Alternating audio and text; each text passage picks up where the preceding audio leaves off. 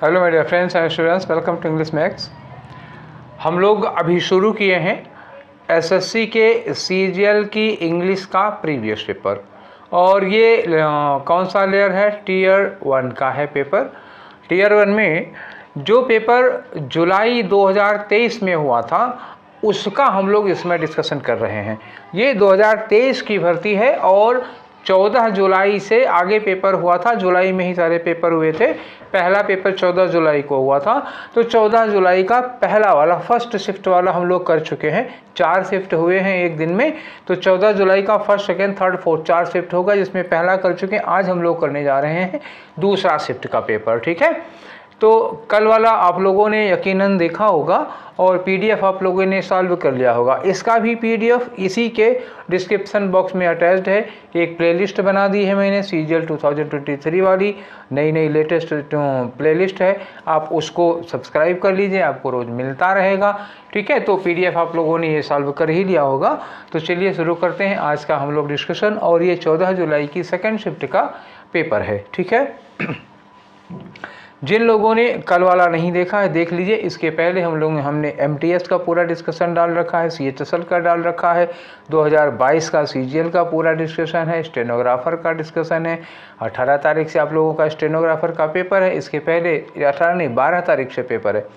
इसके पहले आप सारा का सारा देख लीजिए। जितना अभी मैंने कराया है 12 पेपर करवाए, जिसमें हालांकि 6 ही थे, लेकिन 6 को 12 में करना पड़ा। ठीक है, तो स्टार्ट करते हैं आज का डिस्कशन। उम्मीद है आप लोगों ने पीडीएफ सॉल्व कर ली होगी। चलिए देखते हैं आपके कितने क्वेश्चन सही हैं, कितने गलत हैं, और जो गलत हुए हैं क्यों गलत हुए हैं, उनका सही क्या होगा, क्या होना चाहिए। ठीक है, तो स्टार्ट करते हैं। पहला क्वेश्चन आपकी स्क्रीन पर, और पहले क्वेश्चन में ये है वन वर्ड सब्स्टिट्यूशन। और किसका वन वर्ड सब्स्टिट्यूशन है, पढ़ के देखो। A person who believes that laws and governments are not necessary. एक ऐसा व्यक्ति जिसको ये लगता है कि कानून और कानून व्यवस्था की कोई ज़रूरत नहीं होती है कि नहीं। तो कानून या कानून व्यवस्था को हम लोग क्या कहते हैं? आर्की होता है। अब इसके पहले एन लगा दो, अनार्की हो जाएगा, तो ये अपोजिट हो जाता है उसका। ठीक है, तो अनार्की का मतलब क्या हुआ? अनार्की मतलब lack of law and order, no law and order.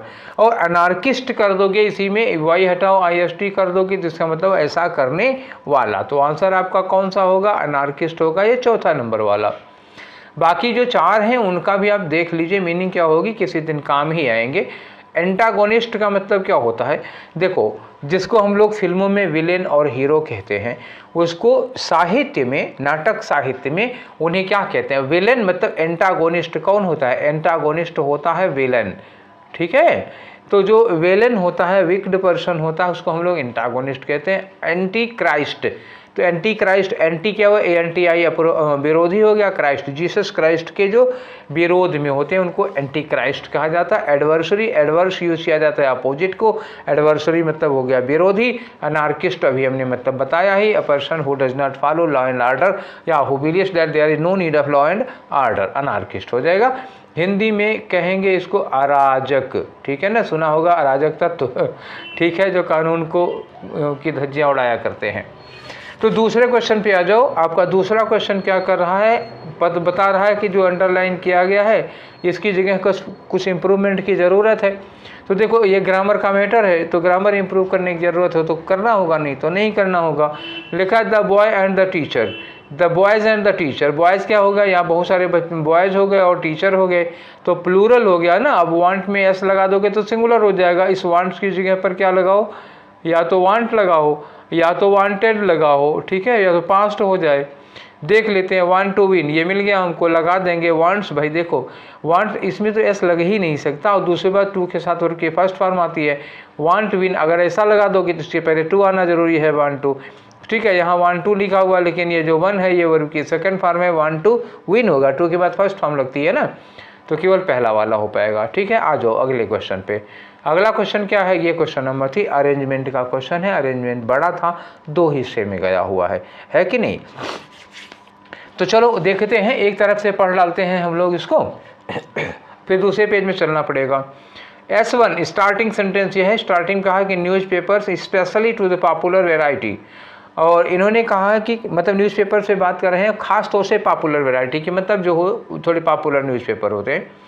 M to do two things, ये इनका उद्देश्य होता है ना, दो काम करते हैं। दोनों काम क्या है, एक टू इन्फॉर्म मतलब लोगों को सूचना देना, और टू इंटरटेन उनका मनोरंजन करना। तो इन्होंने न्यूज़पेपर मतलब जो मुख्य धारा के न्यूज़पेपर हैं उनके दो काम बताए हैं, दो पर्पज़ बताए हैं। अब एक एक करके दोनों के बारे में चलेंगे, या तो इंटरटेन करना पहले कर देंगे या तो इन्फॉर्म करना पहले कर देंगे। देखेंगे जो छठवां सेंटेंस है S6, तो S6 किस तरह का है। अगर S6 इंटरटेन पे ख़त्म हो रहा है तो हम पहले टू इन्फॉर्म को लेके चलेंगे, और अगर S6 वाला इन्फॉर्म पे ख़त्म हो रहा है तो हम पहले इंटरटेन की बात कर लेंगे, बाद में इन्फॉर्म की कर लेंगे। दो कैटेगरी में ये बटेगा पूरा।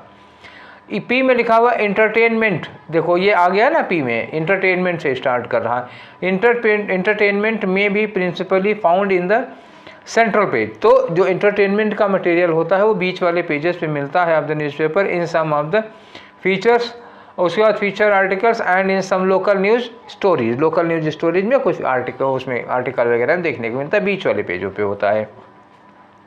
जो पी वाला है वो किससे रिलेटेड है, पी रिलेटेड है इंटरटेनमेंट से। आप देखो क्यू है, क्यू में लिखा है the principal aim of the short news report. जो शार्ट न्यूज़ रिपोर्ट होती है, छोटी छोटी न्यूज़ रिपोर्ट होती है, और जो फ्रंट पेज पे होती है उसका मेन काम क्या है, टू इन्फॉर्म। देखो यहाँ पे इन्फॉर्म हो गया, और पी में क्या हो गया, इंटरटेनमेंट हो गया। अब आर में देखो, आर क्या कह रहे हैं कि most newspapers are published daily, ज़्यादातर न्यूज़पेपर्स डेली पब्लिश होते हैं। एंड द न्यू रिपोर्टर्स, जो न्यूज़ रिपोर्टर्स होते हैं, मस्ट टेक श्योर, उनका एक काम होता है कि that they have up to minute news, तो मतलब up to the minute news, ये कहते हैं अप टू, ये माइन्यूट नहीं है, up to the minute. Up to the minute का मतलब क्या हुआ, जिस समय आप किसी को पेपर देने जा रहे हैं उसके कुछ मिनट पहले तक की एकदम न्यूज़ उसमें होनी चाहिए। मतलब ऐसा लगता है जैसे हमारे हाथ में न्यूज़पेपर आए तो हम अभी अभी की न्यूज़ हम पढ़ रहे हैं। तो इसमें रिपोर्टर्स इतना अपडेट रहते हैं, मतलब आपको पेपर मिलेगा उसके घंटे भर पहले की न्यूज़ रहेगी उसमें तो इस तरह का रहते हैं। अब इसमें क्या है, इसमें इंटरटेनमेंट नहीं, इसमें इन्फॉर्म की बात आ रही है, ये भी इन्फॉर्म वाली बात हो गई। नेक्स्ट आ जाओ, इसका जो एस और S6 में देखें क्या कह रहे हैं ये, ठीक है। तो एस में क्या करें, देखो एस में कह रहे हैं इन देयर न्यू रिपोर्ट्स, जो उनकी नई रिपोर्ट्स होती हैं, they will aim to create a sense of immediacy. अभी जो मैं कह रहा था, ऐसा सेंस होता है जिसे अभी अभी ये खबर आई है। To convey the impression that they have rushed to the news, ऐसा लगता है जैसे अभी ये दौड़ के न्यूज़ की लेके आ रहे हैं, और ये इंफॉर्मेशन दिया ना इन्होंने, information content is the very latest है, ठीक। Reports also wish to create a sense of authenticity, also लगा, इन ये लोग ऑथेंटिसिटी का भी इनमें सेंस होता है, that is their news is accurate and genuine, तो ये रिपोर्ट के साथ जुड़ेगा। मतलब लास्ट में क्या होगा, ये जो ऑथेंटिसिटी वाली बात हो रही है मनोरंजन के साथ आएगी नहीं, तो इन्फॉर्मेशन के साथ आएगी। मतलब ये हुआ कि हम लास्ट में इन्फॉर्मेशन रखेंगे, पहले इंटरटेनमेंट रखेंगे। अब आओ देखो, इंटरटेनमेंट वाली बात पहले होगी, तो इंटरटेनमेंट कहाँ है, केवल पी में इंटरटेनमेंट है, उसके बाद क्या आती है, इन्फॉर्मेशन की बात आती है, ठीक है। तो पी पहले हो जाएगा, मतलब पी से ही हम स्टार्ट करेंगे। उसके बाद क्यू हमको कनेक्ट ही लग रहा है, क्यू भी, क्यू के बाद आर भी, ठीक है। एक बार आपको कंफर्म करा देता हूँ, क्यू तो हो ही जाएगा पहले। उसके बाद एक एम की बात इन्होंने कह दी, और दूसरा ये कह रहे हैं the principal aim of the short news report, ये क्या होता है, इंटरटेन, इन्फॉर्म यहाँ से आप इंट्रोड्यूस कर रहे हैं, तो पी के बाद ही हम क्यू को लगा लेंगे, क्योंकि क्यू में इंफॉर्मेशन का इंट्रोडक्शन है। और उसके बाद आप आर एस लगातार लगा लीजिए, कोई दिक्कत है नहीं, ठीक है। पी क्यू शुरुआत में होगा, तो चलो देखते हैं पी क्यू से हमको शुरुआत मिल जाए, तो पी क्यू से शुरुआत कहाँ मिलेगी, ये मिल रहा है पी क्यू से शुरुआत। अब मैंने कहा था आर एस कंटिन्यू है, पी पहले लगाना पड़ेगा, एक ही है पी से शुरू होने वाला, फिलहाल आप वही लगा दीजिए। अब आ जाइए अपने नेक्स्ट क्वेश्चन पे, ठीक। अगला क्वेश्चन क्या है, फिर से रीअरेंजमेंट का क्वेश्चन है, इसको भी पढ़ के देखते हैं क्या होता है। तो इसमें ABCD ही दिया हुआ है। पहले ए में लिखा है कि during the summer I noticed that the leaves of the tree were beginning to wither, तो समर के ड्यूरिंग मतलब समर के समय हमने ये नोटिस किया कि जो पत्तियां हैं पेड़ की वो क्या हो रही हैं, बिगिनिंग टू वेदर मतलब मुरझाना शुरू हुई। और द ट्री, यहाँ लिखा है ऑफ द ट्री। अब ये किस पेड़ की बात हो रही, एक ही पेड़ है तो किस पेड़ की बात हो रही, इसे हमें देखना होगा। अभी हमें वो पेड़ मिला नहीं, किस पेड़ की पत्तियां मुरझा रही हैं। अब ये बी में देखो, I am specially proud of it, मैं खास तौर से इस पर बड़ा प्राउड फील करता हूँ। ये इट कौन है? वही पेड़ होगा शायद। आगे कह रहे हैं कि not only because it has survived several winter, इसलिए नहीं कि ये कई जाड़ों में जीवित रहा, but because it occasionally produces Lucius peaches. ठीक, आगे आ जाओ। द ट्री, फिर यहाँ द ट्री लगा सी में। The tree had grown against a warm wall, ये जो पेड़ था एक वार्म वॉल के अगेंस्ट उगा हुआ था, on a sheltered side of the house. D में लिखा है कि last summer I spent many days in the garden, तो पिछले समर में मैंने कई सारे दिन गुजारे थे। वॉचिंग थाउजेंड्स ऑफ आंट्स, मैंने देखा था कि मतलब बहुत सारे जो आंट्स हैं, चींटियां हैं, क्रॉलिंग अप, मतलब वो ऊपर की ओर चढ़ रही थी, trunk of my prize peach tree, यहाँ मिला हमको प्राइज पीच ट्री, जिस पेड़ की बात कर रहे हो यहाँ मिला, और यही पेड़ कंटिन्यू चल रहा है। ठीक है, तो हम ये जहाँ हमें इस पेड़ का इंट्रोडक्शन मिल रहा है, देखो सी वाले में भी इसको इट मिला है, और बी वाले में भी इट लगा हुआ है, ए वाले में द ट्री लिखा हुआ है, तो मतलब हम किसी तरह से डी से ही स्टार्ट मानेंगे। जिस पेड़ की बात हो रही है उसका इंट्रोडक्शन हमको डी वाले में मिला, तो डी से स्टार्ट करेंगे। एक ही ऑप्शन है डी से स्टार्ट होने वाला, एक ही है, चौथा वाला मिलेगा। ठीक है ना? क्यों चौथा वाला लगाए, क्यों डी ही पहले लगाए? क्योंकि देखो फिर बात कर रहा हूँ, ए वाले में क्या है, the tree of the tree, the tree लगाने का मतलब जिसका हम पहले से जिक्र कर चुके हैं उसी के पहले दा लगाएंगे, डेफिनेट पेड़ हो जाता है। और बी वाले में इट लगा हुआ है, ठीक है, और सी वाले में भी द ट्री लगा हुआ है, मतलब हमें पेड़ का इंट्रोडक्शन इस वाले डी वाले में मिला, डी से स्टार्ट होगा, यही सबसे पहला होगा। ठीक है ना? अब आगे आ जाओ, एक ही मिला तो नेक्स्ट आ जाओ। अगला क्वेश्चन है हमारा खाली जगह भरने के लिए, और खाली जगह में क्या लगाना है, एंटोनिम किसका लगाना है, ये जो दिया हुआ है उसका लगाना है। तो कैलस मतलब क्या होता है, क्रूएल। कैलस क्या होता है, क्रूएल, निर्दयी होता है। इसके लिए यहाँ पे जो लगाओगे ये क्या होगा, दयालु होगा। चलो देखते हैं, सिंपैथेटिक तो दयालु होता ही है, सहानुभूति होगी उसके अंदर, तो ये अच्छा तो है। रेशनलिस्टिक मतलब होता है तार्किक, ऐसा व्यक्ति जिसके अंदर तर्क बहुत ज़्यादा होता है, तार्किक हो जाएगा। और अनसिंपैथेटिक जिसके अंदर सिंपैथी नहीं होगी तो वो क्रूएल हो जाएगा। और नॉन डिप्लोमेटिक, अब यहाँ डिप्लोमेटिक जो कूटनीतिक ना हो, यहाँ पॉलिटिक्स की बात नहीं हो रही है, छोड़ो इनको। ठीक है, पहला वाला ही ऑप्शन होगा, सबसे सुटेबल वही है। नेक्स्ट आ जाओ, अगला क्वेश्चन नंबर 6 है। इसमें कह रहे हैं कि एक इडियम दिया हुआ, उस इडियम की मीनिंग बताओ। Kick the bucket, kick the bucket का मतलब किक द बकेट या किक द बास्केट, बहुत बार बता चुका हूँ। किक द बकेट या किक द बास्केट का मतलब होता है टू डाई, मतलब क्या हुआ, मृत्यु को प्राप्त होना। ठीक है, तो बी हैप्पी नहीं होगा, टू बी इल नहीं होगा, टू डाई होगा, मुहावरा है ये। तो मरने के लिए लिखता है किक द बकेट या किक द बास्केट। और बहुत सारे वर्ड हैं मरने के लिए। फॉर एग्जाम्पल एक देखो, सुनते रहना, किक द बकेट हो गया, पास अवे हो गया, गिव अप द घोस्ट हो गया, और रिपोर्ट टू डेथ हो गया, सकम टू डेथ हो गया, ऐसे ही। ठीक है, ली फॉर हेवनली अवॉर्ड हो गया, ब्रीथ वंस लास्ट हो गया। तो ये सारे वर्ड आते हैं, फ्रेज हैं, सबके सब याद रखिएगा, जितने बोले हैं कभी काम आएंगे। 9 नंबर पे आ जाओ, तो सॉरी क्वेश्चन नंबर 7 है, स्लाइड नंबर 9 थी। इनकरेक्टली स्पेल्ड वर्ड बताओ, ऐसा वर्ड बताओ इसमें से जिसकी स्पेलिंग इनकरेक्ट हो। तो अब इसको छोड़ो यार, गोली मारो, यहाँ देखो, ट्रिब्यूट, इनकरेक्टली स्पेल्ड वर्ड। एक वर्ड दिया है इसमें ट्रिब्यूट, और एक लिखा है फ्लोरल, एक लिखा है होइस्टिंग, एक लिखा है स्टैचू। ठीक है, अच्छा, तो हमको इसमें से ढूंढना है, देखना है इसमें कौन सही हुआ है। अच्छा ठीक है, तो एक बार देख लो, कलेक्टर तो ठीक है, पेड, फ्लोरल, ट्रिब्यूट, यहाँ तो ट्रिब्यूट सही लगा हुआ है। ठीक है ना, यहाँ ट्रिब्यूट सही लगा हुआ है। ठीक, तो इसलिए इनकरेक्ट है नहीं, और स्टैचू भी सही है, और यहाँ लिखा है होस्टिंग, ये होस्टिंग गलत हो गया। ठीक है, ये होस्टिंग गलत है, और इसको यहाँ पे क्या किया है, सही किया गया है, तो ये वाला आंसर होगा। मतलब जो लाइन दी है इस लाइन में वो इनकरेक्ट है, और नीचे उसका करेक्ट फॉर्म लिखा हुआ है की बात नहीं, समझ गए? तो ये वाली चीज़ इसमें पूछी थी, तो ये इसमें ट्रिब्यूट वगैरह सही है, बल्कि यहाँ ट्रिब्यूट गलत हो गया ना, और यहाँ पर जो फ्लोरल है वो गलत है, यहाँ पे फ्लोरल से ये वाला फ्लोरल गलत दिया हुआ है। तो जो लाइन में, जो क्वेश्चन में गलत दिया है वो हमको छांटना था।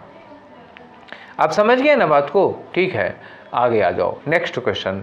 तो हमारा नेक्स्ट क्वेश्चन होगा भैया क्वेश्चन नंबर 8। फिर वही कहानी इन्होंने कहा कि एक पैसेज जिसमें 4 जगह अंडरलाइन किया हुआ है स्पॉन्टे, अलर्ट ऑफ स्पॉन्टेनिटी, स्पॉन्टेनिटी की स्पेलिंग गलत है, एन के बाद ई होना चाहिए, और एक्सटेम्पर की स्पेलिंग सही है, और ब्रेनस्टॉर्म की भी सही है, और इंस्टेंटेनियसली भी सही है, यही गलत होगी। तो स्पॉन्टेनिटी एक्चुअली क्या होता है, स्पॉन्टेनिटी में पहले लिखो स्पॉन्टे, उसके बाद NEI होगा, ठीक है, बस यही कहानी है, NEI होगा तब होगा TY, ठीक है। यहाँ NITY लगा दिया है, EI होना चाहिए था, तो इसलिए ये वाला गलत हो गया और यही हमारा आंसर होगा। तो इसमें देखो पैसेज में सारे स्पेलिंग सही है, केवल एक ही गलत है और वही नीचे कॉपी कर दिया हुआ है, ठीक। इसके पहले वाले में तरीका दूसरा था, इस वाले में तरीका दूसरा है। तो यही इसी को कहते हैं presence of mind of the examination. Examination में आपको देखना होगा क्या पूछा जा रहा है, हमें कैसे क्वेश्चन सॉल्व करना है, ये बहुत ज़रूरी होता है। 11 नंबर पे आ जाओ। तो 11 स्लाइड नंबर है, 11 क्वेश्चन नंबर नहीं है, क्वेश्चन नंबर 9 है। साइनोनिम बताना है किसका, होस्टाइल का। तो होस्टाइल का मतलब क्या होता है, दुश्मन, जो शत्रुतापूर्ण होता है। तो अनफ्रेंडली, हाँ ठीक है, अनफ्रेंडली होगा तो उसमें मित्रता नहीं होगी ना, शत्रुता होगी, तो ये इसका साइनोनिम हो गया। एम्पैथेटिक हो गया, जिसमें दया हो जाएगी। प्लीजेंट, सुखद हो जाएगा। हॉस्पिटेबल, जो मेहमान का स्वागत करता है, ये हो जाएगा। अब चलते हैं हम लोग अगले क्वेश्चन पे, और अगला क्वेश्चन है आपका क्वेश्चन नंबर 10। क्या कह रहे हैं इन्होंने, एक्टिव वॉइस में चेंज करो। लिखा was the bag packed by Mary.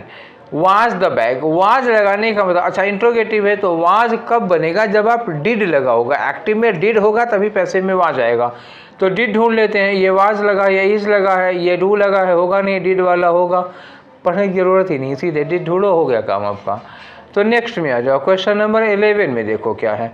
तो क्वेश्चन नंबर 11 में इन्होंने कहा कि साइनोनियम बताना है किसका, रेडी का, ठीक है। और रेडी का साइनोनियम बताना कहाँ है, ये वर्ड इन्होंने दिया रेडी, और साइनोनियम इनमें से निकालना पड़ेगा, यहाँ जो दिया हुआ है इसमें से निकालना पड़ेगा।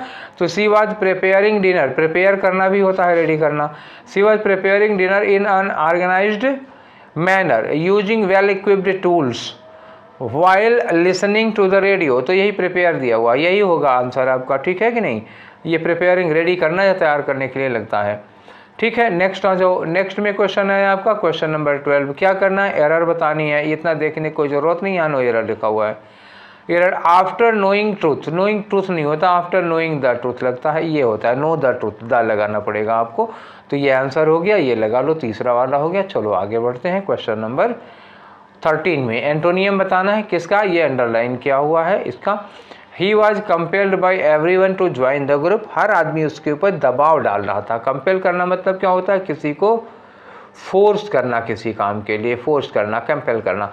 ये मतलब ये अपने मन से नहीं है, ये एक्सटर्नल प्रेशर होता है, प्रेशर किसी पे प्रेशराइज कर देना। और इंड्यूस का मतलब क्या होता है, प्रेरित होना, कि क्या होता है, प्रेरित होना। ये दबाव नहीं है, ये प्रेरित होना होता है, खुद से होता है, आपका मन करता है ऐसा।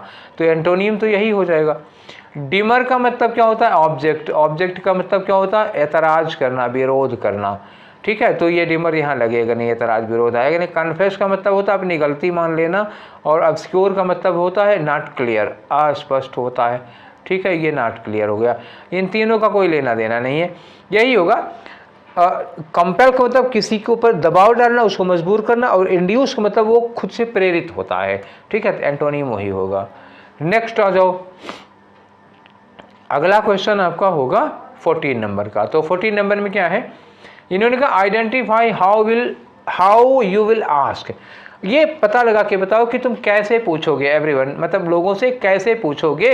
इफ कैसे पूछोगे, ये इफ तक छोड़ के। The children were not reading the book, मतलब बच्चे किताब नहीं पढ़ रहे थे, इसको आप पैसिव वॉइस में पूछना होगा किसी से। तो ये कैसे पूछोगे, यही बात अगर पैसिव वॉइस में पूछनी हो तो क्या करोगे, children were not reading the book. अब क्वेश्चन पूछना है तो वर पहले हो जाएगा, और बुक पढ़ने की बात है तो बुक पहले आ जाएगी, वर द बुक्स। नॉट होगा, बीइंग रेड हो गया, बाय चिल्ड्रन हो गया। तो पहला वाला तो ठीक है। अब यहाँ लिखा है वर द बुक, अब देखो यहाँ बुक लिखा हुआ है ना, ये बुक है, सिंगुलर है, और यहाँ वर लिखा हुआ है, तो सिंगुलर के साथ तो वर लगाओगे नहीं, ग्रामर गलत हो जाएगी। Were the books being red. अब इसमें नाट छोड़ दिया ना इन्होंने, ये नाट छूट गया, तो ये नाट छूट गया इसलिए नहीं होगा।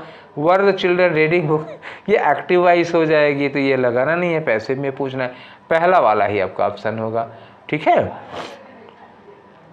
अब अगला आ जाओ क्वेश्चन नंबर 15 में, ये खाली जगह भरना है। तो लिखा है सी रिमाइंड्स मी ऑलवेज, वो मुझे हमेशा इस बात को याद दिलाती है कि I dash to be a little more careful.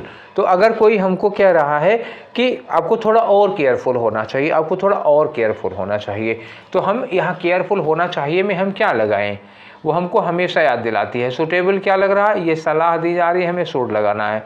अगर शुड नहीं होगा तो हम मस्ट लगा लेंगे। तो आई हैड टू बी नहीं लगेगा, आई हैज़ नहीं लगेगा। रिमाइंड्स देखो, क्योंकि यहाँ रिमाइंड्स प्रेजेंट में है ना, तो हम हैड कैसे लगाएंगे इसमें, है कि नहीं।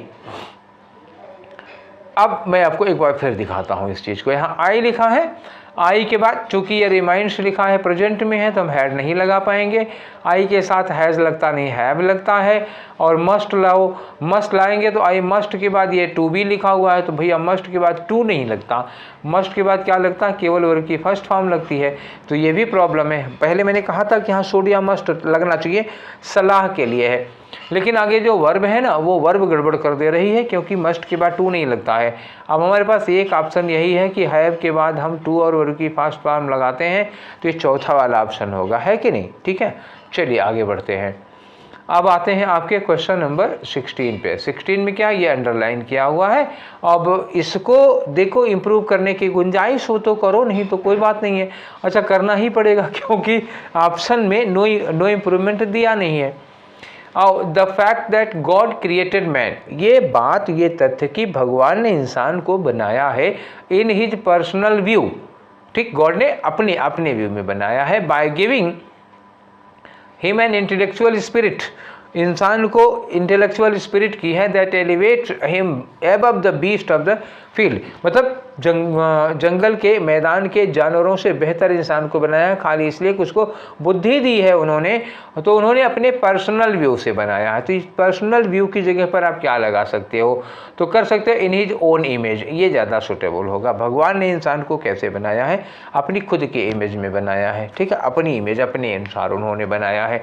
तो इन पर्सनल व्यू का मतलब क्या हुआ, उनका अपना जो नज़रिया था, इसीलिए तो होगा ना ओन इमेज, ओन ग्लोरी में नहीं, ओन आइडिया में नहीं, ओन कैपेसिटी में नहीं, अपनी खुद की इमेज में बनाया है उन्होंने। ठीक है, अब आ जाओ 17 नंबर पे क्या है, यहाँ फिर इडियम है। इडियम में क्या लिखा, miss the boat. Miss the boat मतलब नदी पार करनी है, अगर आपकी बोट मिस हो जाती है आप क्या होंगे, आप चांस खो देंगे। तो मिस द बोट का मतलब मिस द बोट है, मिस द बस है।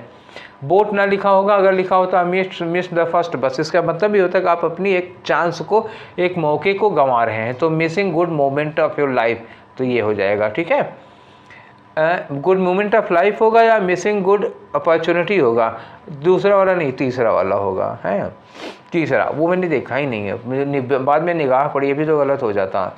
मिस द बोट मतलब चांस गंवाना होता है ना, गुड मोमेंट नहीं, मिसिंग गुड अपॉर्चुनिटी होगा, ये लगाना होगा। अब बोट लिखाओ चाहे बस लिखाओ, बात एक ही होगी। ठीक है, आगे आ जाओ नेक्स्ट क्वेश्चन पे बच्चा। तो अगला क्वेश्चन आपका क्या है, अगला क्वेश्चन है 18 नंबर, फिर से रीअरेंजमेंट का क्वेश्चन है। चलो कोई बात नहीं, इनको भी देखते हैं हम लोग ना। लिखा है the outcome is much more, the outcome, देखो भैया द आउटकम लगाते हैं तो इसका मतलब किसका आउटकम है, ये हम लोग थोड़ी देर में ही पता लग पाएगी किसका आउटकम है। The outcome is much more likely to be favourable if there is substantial international aid than if there is not, मतलब ना हो और थोड़ी हो सहायता तो ज़्यादा अच्छा होगा। लिखा है many of the underdeveloped countries, बहुत से जो अंडर डेवलप्ड कंट्रीज हैं, will promote the growth of there economies, वो अपनी इकोनॉमी की ग्रोथ को प्रमोट करते हैं इन वन वे और द अदर, किसी ना किसी तरह से, no matter whether they receive substantial outside aid in the process or not, की वो इस मामले में आउटसाइड एड उनको कुछ मिलती है या नहीं मिलती है, ये अलग बात हो जाती है। स्टार्टर तो लग रहा है। By substantial aid I mean, substantial aid का जिक्र कहाँ हुआ है भाई, जहाँ भी हमको तो लग रहा है यहाँ भी सब्सटेंशियल एड की बात हो गई है और यहाँ भी इन्होंने सब्सटेंशियल आउटसाइड एड की बात की है। तो यहाँ भी सी में भी सब्सटेंशियल एड की बात कर रहे हैं। ये देखो इन दोनों में किसके साथ वो लग पाती है substantial aid, mean not only large amount of technical assistance but also capital. केवल टेक्निकल असिस्टेंस की बात नहीं, पूंजी भी चाहिए ना कुछ, ठीक है। The character of the development, जो डेवलपमेंट का कैरेक्टर है, जो बोला उन्होंने विकास development, however is likely to be strongly influenced by the types of and amounts of aid. यहाँ भी आया एड, ठीक है। तो एड की अमाउंट और उसके टाइप पर भी डिपेंड करता है। तो स्टार्टिंग तो हमको बी की लग रही है, ठीक है, क्योंकि इन सब में शुरुआत क्या होगी कि जो अंडर डेवलप्ड कंट्रीज हैं वो अपने डेवलपमेंट के लिए मतलब क्या कुछ न कुछ तो तरीका अपनाते हैं, ठीक है। बाकी सब में यहीं से स्टार्ट करोगे, फिर बाकी वो कैसे कैसे कैसे करते हैं। तो ये स्टार्ट करो, many of the underdeveloped countries will promote the growth of their countries in one or the other, किसी न किसी वे में करते हैं, no matter whether they receive substantial aid in the process or not, उनको कोई मदद मिलती है या नहीं मिलती है। उसके बाद हम कहेंगे कि हमारा इस एड से ये जो लिखा है ना, the character of that development, जो इस तरह का जो डेवलपमेंट होता है, कैरेक्टर होता है, ये क्या होता है, is likely to be strongly influenced by the type of amount of aid available, ठीक। अब BD हो गया, तो BD के बाद क्या लगाना चाहिए, इसका आउटकम क्या होगा, द आउटकम इज, आउटकम ये होता है कि जो सब्सटेंशियल एड होती है वो उनके लिए फेवरेबल होती है। तो A के बाद ही आपका क्या लग पाएगा, C लग पाएगा। स्टार्ट फिलहाल B से हो रही है, तो इसमें B से कोई स्टार्ट करने वाला नहीं, केवल एक ही है जो B से स्टार्ट कर पाए और हम B से ही स्टार्ट करेंगे, ठीक है, क्योंकि उसी में है डेवलपमेंट के लिए एड की ज़रूरत। बाकी सेंटेंस तो एड पे है ना, मदद कैसी होगी। चलो नेक्स्ट में आ जाओ भाई। नेक्स्ट में है आपका क्वेश्चन नंबर 19, जिसमें एंटोनीम बताना है। किसका बताना है, इसका बताना है। तो do you know that old adages the slow must go on, ठीक है ना, the slow must go on. तो एडेज का मतलब क्या है, कहावत। क्या हो गई, क्या आपने एक पुरानी कहावत सुनी है कि the slow must go on, तो ये कहावत हो गई, ठीक है ना। तो कहावत का आपको क्या करना है कि बताना है एंटोनीम। तो एंटोनीम, कहावत मतलब हो गया, कहावत होगी तो कंस्ट्रक्शन। देखो कहावत का रिब्यूक तो होगा नहीं, रिब्यूक मतलब डांटना फटकारना होता है। एडिक्शन क्या होता है, आदत होती है, नशा होती है, लगेगा नहीं। मिसकंस्ट्रक्शन का मतलब कोई चीज़ गलत ढंग से निर्मित की गई है। तो कहावत तो बहुत सही ढंग से निर्मित होती है ना, गुड कंस्ट्रक्शन होता है, ठीक। कहावत जो होती है गुड कंस्ट्रक्शन होता है, अच्छी बात कही गई होती है उसमें। मिसकंस्ट्रक्शन क्या हो जाएगा, इसका अपोजिट हो जाएगा। डेयर यहाँ लगना नहीं है, 3rd नंबर आपका ऑप्शन हो गया। आ जाओ क्वेश्चन नंबर 20 में। क्वेश्चन नंबर 20 में आपको एंटोनियम बताना है किसका, ऑप्टिमिस्टिक का। और ऑप्टिमिस्टिक का मतलब होता है आशावादी। आशावादी का मतलब क्या होता है, ऐसा व्यक्ति जो जीवन में हमेशा क्या देखता है, पॉजिटिव चीज़ें देखता है, कभी दुखी नहीं होता। जो भी है उसके साथ वो खुश रहता है और सोचता है आगे अच्छा होगा, आगे अच्छा होगा। तो यहाँ लिखा है आफ्टर द इंसिडेंट, इस घटना के बाद Radha prepared herself to stay positive. तो ये हो गया पॉजिटिव, तो आशावादी हो जाएगा यार। पॉजिटिव जो होगा ये साइनोनिम होगा। इवन इन ग्लूमी डेज, तो ग्लूमी डे, ये ग्लूमी मतलब हो गया उदास। तो आशावादी जो होगा ना कभी उदास नहीं होता, ग्लूमी जो होता है उदास हो जाता है। तो ये ग्लूमी होगा आपका आंसर, ठीक है। पॉजिटिव साइनोनिम होगा, ग्लूमी एंटोनिम हो जाएगा उसका। अब क्वेश्चन नंबर 21 से लेकर के 25 तक में कहानी क्या होती है। तो इसमें एक पैसेज होगा, उस पैसेज में 5 खाली जगहें होंगी, उनके लिए 4-4 ऑप्शन दिए होंगे, तो उनको भरना होगा। फिर चलो पढ़ो, इसको पढ़ के देखते हैं क्या लगाना होगा। The sun is the star at the centre of the solar system. तो जो सन है वो हमारे सोलर सिस्टम का क्या होता है, केंद्र होता है, ठीक है। तो सोलर सिस्टम का केंद्र है, इसके लिए दा लगा है, आ लगा है। तो अब आप सोलर सिस्टम हो तो होगा नहीं, आप ह्यूज सोलर सिस्टम, आप टिपिकल सोलर सिस्टम नहीं, क्या होता है, ऑफ द सोलर सिस्टम। तो इसमें हमें क्या लगाना पड़ेगा, दा ही लगा पाओगे, और कोई फिट ही नहीं है उसमें। और पढ़ लो, लिखा है it is nearly perfect ball of hot plasma. तो सन क्या होता है, एक हॉट प्लाज्मा, मतलब एकदम गर्म तरल का क्या होता है, एक परफेक्ट बॉल होता है सन। द सन हैज इंस्पायर्ड अस, सन हमको इंस्पायर करता रहा है सिंस एंशिएंट टाइम्स, प्राचीन काल से। इट्स सेंट्रल, ठीक है, it is central to mythology and religion, ठीक है ना। ये मतलब दुनिया में जो भी माइथोलॉजी हैं, जो भी पौराणिक चीज़ें हैं, जो हमारी धर्म से जुड़ी मान्यताएं हैं और जो हमारा रिलीजन है, उसके केंद्र में रहा है सन। दुनिया का कोई भी धर्म ले लो, सूर्य केंद्र में होगा। इन डैश का मतलब जो दुनिया भर की कल्चर है उसमें, अराउंड द वर्ल्ड, पूरी दुनिया में। It keeps our planet warm. अब आ जाओ धर्म के बाहर, फिजिक्स में आ जाओ। ये हमारे प्लेनेट को गर्म रखता है। कितना गर्म? Enough for living things to grow, कि लिविंग थिंग्स यहाँ पर डेवलप हो सकें, जीव जंतु पेड़ पौधे डेवलप हो सके, इसलिए ये धरती को इतना गर्म रखता है सूर्य। It gives us light so we can see, इतनी सूर्य हमें रोशनी देता है ताकि हम देख सकें। It is by far the most important dash of energy, और ये जो एनर्जी का सबसे बड़ा स्रोत है, सबसे बड़ा सोर्स है, ठीक है, ऑन अर्थ। आगे लिखा इट इज अबाउट 100 टाइम्स, ये करीब 100 गुना एज वाइड, यहाँ अब क्या लगाओ? एज वाइड, तो एज लगाओगे, एज द अर्थ, तो पृथ्वी से करीब 100 गुना ज़्यादा बड़ा है। इफ़ देयर वर नो सन, अगर इस दुनिया में सन न होता, अगर इस ब्रह्मांड में सन न होता, तो many things would not occur like photosynthesis, तो फोटोसिंथेसिस जैसी कोई चीज़ न होती, या the presence of oxygen, oxygen न होती और ये न होती, तो हम न होते, है कि नहीं? Which would have caused no dash of life, तो यहाँ पर जीवन का कोई अस्तित्व ही ना होता, ठीक है। चलो, हम होते ना तो पढ़ाता ये, फिर ना रीजनिंग होती, न तब ना इंग्लिश होती, ना ये क्लोज टेस्ट होता, ना सीजीएल होता, ना एग्ज़ाम होता, ना हम होते ना तुम होते, ठीक है। चलो, उतनी दूर सोचने की ज़रूरत नहीं, खाली जगह भरो। 21 में क्या लगेगा? किसमें? क्वेश्चन नंबर 21 में ये था ना कि sun is the star at the centre of the solar system, तो दा लगेगा, तो पहले ही लगा चुके थे, फिर से क्यों पढ़ाए। चलो नेक्स्ट में आ जाओ भाई। नेक्स्ट में अब फिगर नंबर 2 है ना, तो यहाँ पे क्या लगाओगे? इन पूरी दुनिया में, तो सन जो है ना हमारे धार्मिक वार्मिक मामलों में भी देखो, सन बचपन से में इंस्पायर करता है। It is central to the mythology and religion in dash around the sun, मतलब दुनिया की सारी क्या है, सारे प्रोसेसेस में होगा, कि सारे टाइप्स में होगा, कि सारे सीन्स में होगा, या सारी कल्चर्स में दुनिया की। इसके पहले धर्म और माइथोलॉजी की बात हो रही था, दुनिया के सारे धर्मों की बात हो रही है, तो कल्चर आ जाएगा यहाँ पे, ठीक। पहले से कुछ भावताव ले लिया करो, पहले माइथोलॉजी और रिलीजन की बात हो रही है, तो माइथोलॉजी रिलीजन में प्रोसेस टाइप नहीं आना है, फिर वो कल्चर हो गई हमारी, ठीक है। 3rd नंबर पे आ जाओ, तो 3rd नंबर में क्या करना है, ये देखो फिगर नंबर 3, तो ये क्या? इंपॉर्टेंट डैश ऑफ एनर्जी, तो यार सोर्स ऑफ एनर्जी।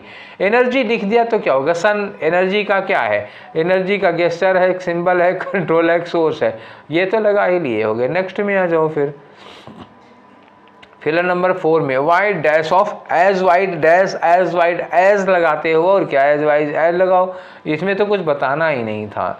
अब ये जाओ आखिरी वाले में, नो डैश ऑफ नो, तो जीवन का कोई अस्तित्व ना होता, तो अस्तित्व में स्किल एंड इन्हेंसमेंट नहीं, क्या लगाओगे? एग्जिस्टेंस नहीं होता, ठीक है। तो ये हम लोग 25 क्वेश्चन फिर कर चुके, ये सेट नंबर 2 था। तो हमारे कुल कितने क्वेश्चन हो गए?